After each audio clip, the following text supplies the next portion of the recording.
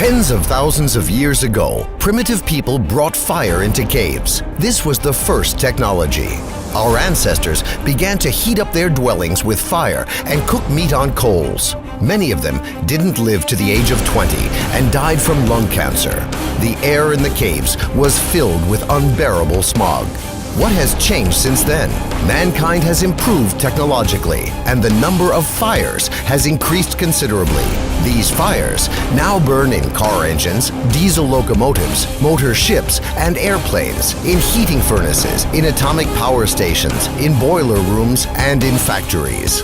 A number of the harmful and poisonous elements in emissions have become considerably more abundant in comparison to those primitive fires.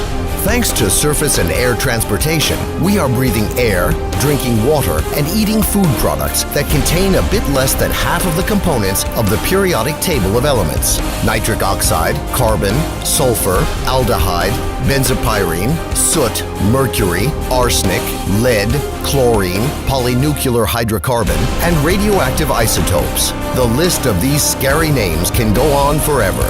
It is precisely this atmospheric cocktail that we get whenever we go to the park to breathe the fresh air.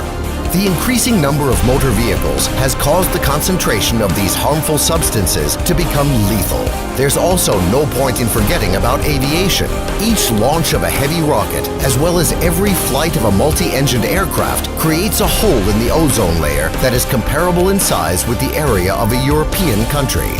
By the end of the century, transportation will have the capability of killing more than 150 million people in accidents and disasters and causing over 1.5 billion people to become invalids and cripples.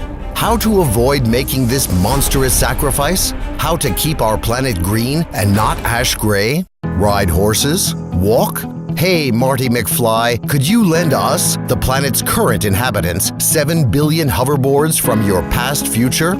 Indeed, effective transport has already been developed by the scientist Anatoly Yunitsky. This genius of an engineer invented the ideal transport in every sense of the word.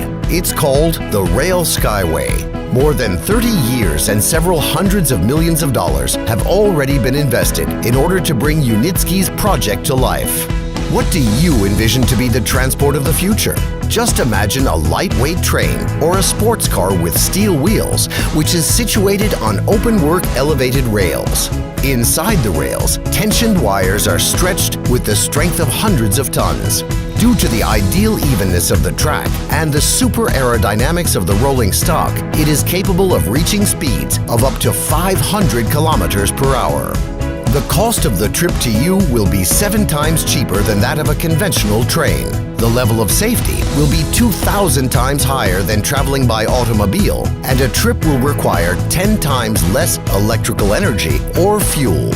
And that's not the whole story. The tensioned wire rails are mounted onto lightweight but exceptionally durable supports that make it possible to save the layer of fertile soil, which is currently located under highways and railways, from destruction, an area 4 times greater in size than the total territory of Great Britain. This soil will remain alive, it will breathe, and the green plants growing on it will produce sufficient oxygen for billions of people to breathe.